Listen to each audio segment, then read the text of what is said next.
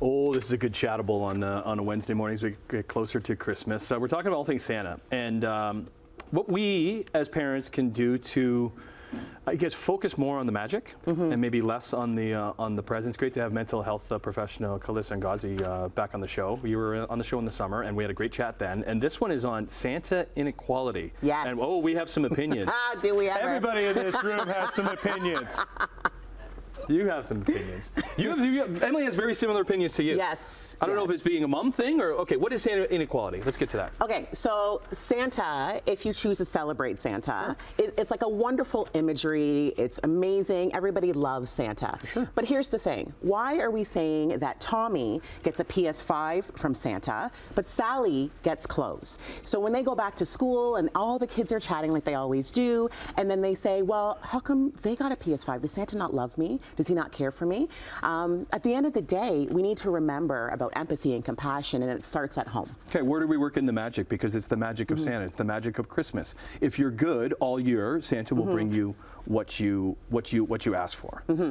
But what are we asking for? Are we asking for these extravagant gifts that our parents can't afford? As kids, I mean, it's not your job to know what your parents' income is. But you're going to know if you're not going on vacations, if you're not getting these big gifts. But I think keeping the magic is just knowing that Santa cares about you. He's giving you things that you need. Mom and Dad are going to give you things as well. Yeah, so you have twin boys. I do. What do they ask Santa for? Oh, they want everything. Right.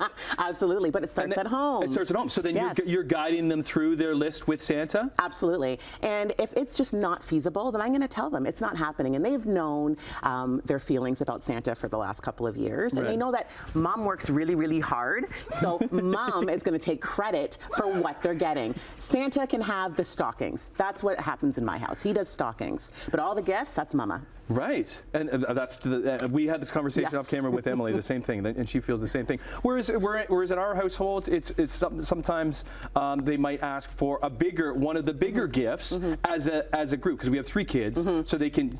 Santa's not getting the big gift for each one of them, but if they ask Santa and they're good, they could get one gift from Santa that they could share together, because Santa is also all about sharing with your siblings, and that comes into being a good boy or girl as well. Well, sharing is caring. Right? Okay. But you're also going to have siblings that don't always get along. And sometimes they're not going to want to share a gift. They're going to want their own.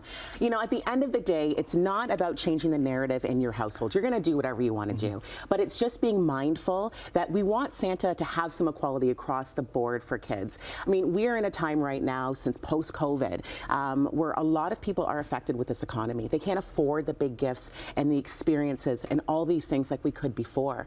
And it's really sad because parents are feeling like they're inadequate because they can't provide for those kids, and that's not okay, right? Like, and I mean, I think we need to talk to the kids and say, you know what, we're going to actually do experiences instead of gifts this year.